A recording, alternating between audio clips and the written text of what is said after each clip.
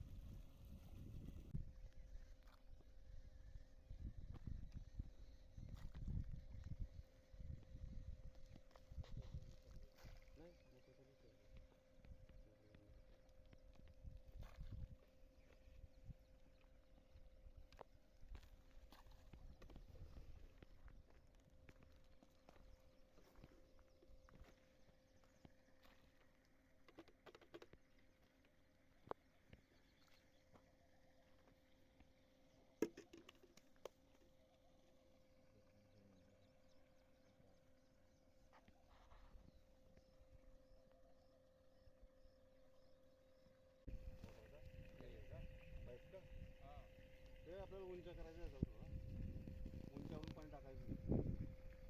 त्याचं असं करावं लागेल, दोन हे घ्यावं लागतील. खातर कैची करून त्याच्यावर उंच.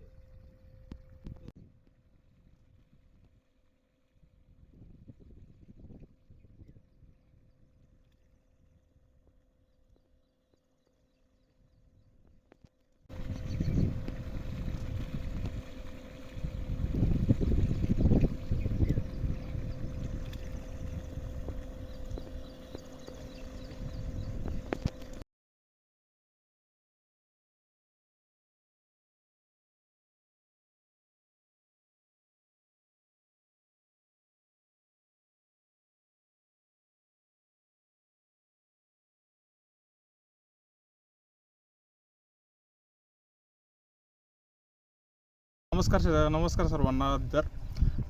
आज जर आपण बघितलं तर आज आपल्याला आपण शेती वगैरे करत असतो बरोबर. तर त्यामध्ये जर तुम्ही बघितलं व्यवस्थित तर आपल्याला बऱ्याचशा वेळेस शेतीमध्ये बऱ्याचशा अडचणी येतात.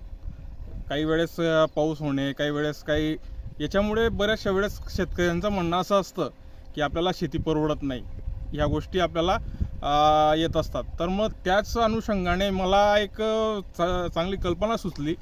मी MRGSच्या माध्यमातून एक योजनेच्या माध्यमातून मी आमच्या इथं एक शेततळं नवीन केलं मागच्या वर्षीच. त्याच्यात मला मग शेततळं केल्यानंतर आम्ही त्याच्यामध्ये यावर्षी मत्स्यपालनाचा निर्णय घेतला. तर यामध्ये जर आपण बघितलं आज तर आपण मत्स्यपालनामध्ये आपण आता चालूच्या घडीला आपण याच्यामध्ये मृगल असो किंवा कटला असो, राहू असो किंवा लालपरी असो, सिल्वर, ग्रास कटर अशा काही मत्स्य बीजांचे आपण आता याच्यामध्ये केलेलं आहे.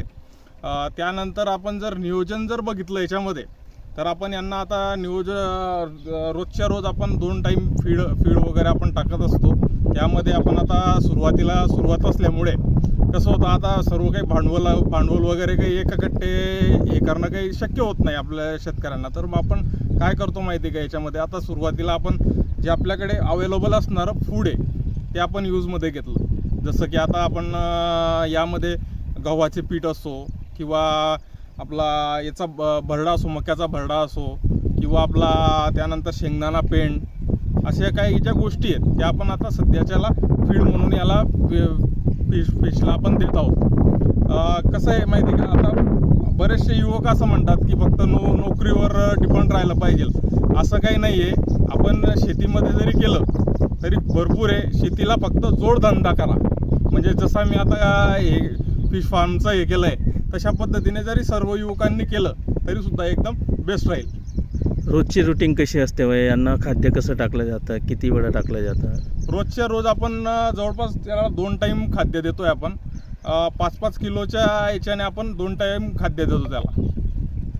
आपण जे 5 वाजता तिकडे ते मोटरच्या साहाय्याने जे शेततळ्याचं जे पाणी आहे ते परत टाकलं जातं, काय याचं कारण? तर याच्यामध्ये काय होतं माहिती का, आपल्या शेततळ्यामध्ये आपण मत्स्य ज्यावेळेस टाकतो तर त्याला एरेशन असणं खूप गरजेचं आहे. म्हणजे आपण आता ते जे पाणी आपण जे टाकत आहोत आपण तेच शेततळ्यातलं पाणी त्याच्यामध्ये सोडतोय. याच्यामागे कारण काय आहे, आपलं पूर्ण शेततळ्यात एरेशन तयार होईल, त्याच्याने ऑक्सिजन तयार होतं त्याच्यामध्ये. त्याच्यामुळे आपण ते तसं हे करतोय आपण त्याच्यात. हे जे शेततळ आहे ते किती बाय कितीचं आहे आणि आपलं आता हे शेततळ जे 100 बाय 100 आपलं हे शेततळ आहे आणि खोली जर त्याची म्हटली आपण तर जवळपास साधारण 15 फुटाची आपली त्याची खोली आहे. तर आता जे युवक आहेत यांना काय आपण आव्हान करू इच्छिता? युवकांना मी एकच आव्हान करू इच्छितो की आपण फक्त नोकरीच्या मागे न पडता आपण असे काही जे व्यवसाय आहेत जसं की मत्स्यपालन आणि शेती या दोघांची जोड आपण जर केली तर एकदम आपल्याला चांगला प्रॉफिट होऊ शकतो. काय नाव आहे दादा आपलं? माझं नाव दीनानाथ इंगळे, राहणार मामलदे.